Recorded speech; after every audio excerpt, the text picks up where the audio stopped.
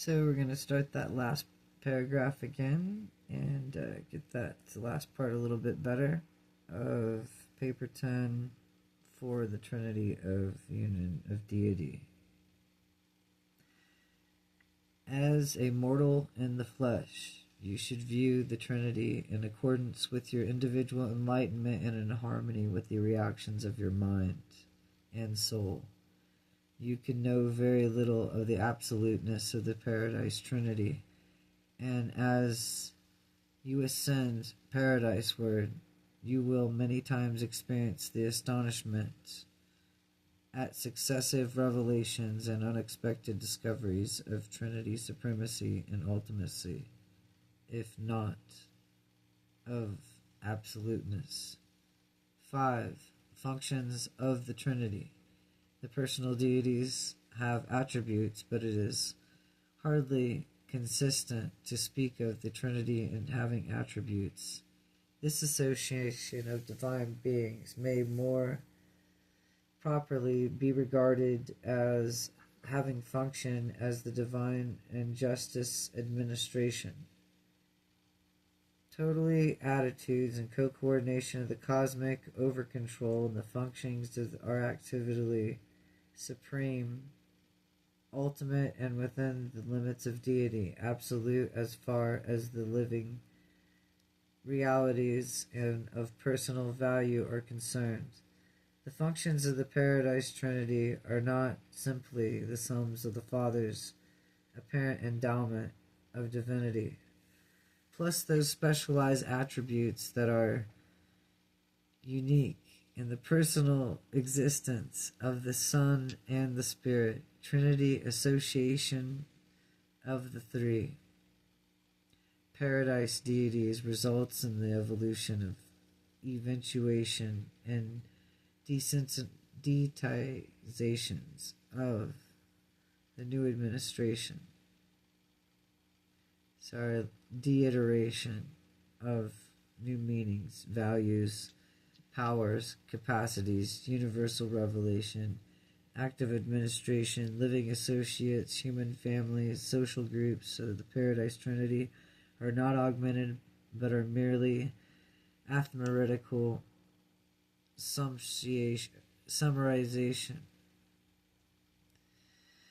And the summation of the potential groups is always far and excessive, and the simple sum of the attributes of the compotent individuals. The Trinity maintains the unique attitude as the Trinity towards the universe of the past, present, and future, and of these functions can be best considered in relationship to the universe attitudes of the Trinity. Such attitudes are simultaneously and may be multiplied the concerning any isolated situation or event. 1. The attitude toward the finite. The maximum self-limitation of the Trinity is the attitude toward the finite.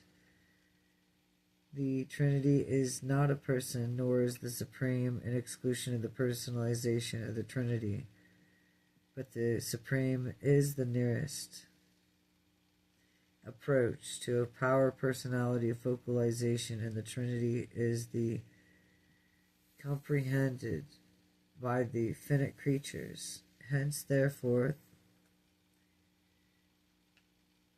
since it can be comprehended by the finite creatures, hence, therefore, the Trinity is revelation in relation to the finite, sometimes spoken as of the Trinity of supremacy. 2. The attitude toward the absonite.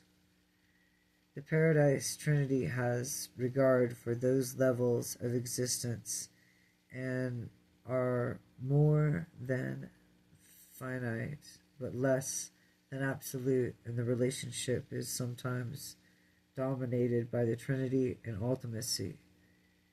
Neither is the ultimate nor the supreme or the holy representative of the Paradise Trinity, but in the qualified sense, and their respective levels as it seems to represent the Trinity during the pre-proposal eras of the experiential power of development.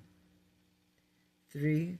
The absolute attitude of the Paradise Trinity in relation to the absolute existences of the and culminates in the action of total deity. The Trinity infinite involves the co-coordinate action in all the Trinity and the relationships of the first source and center, undeified as well as deified, and hence thenceforth very difficult for personalities to grasp in the contemplation of the Trinity as infinite.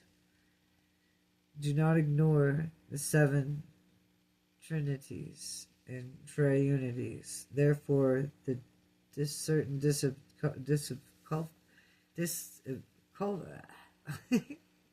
difficulties of understanding may be avoided, and certain paradoxes may be partially resolved.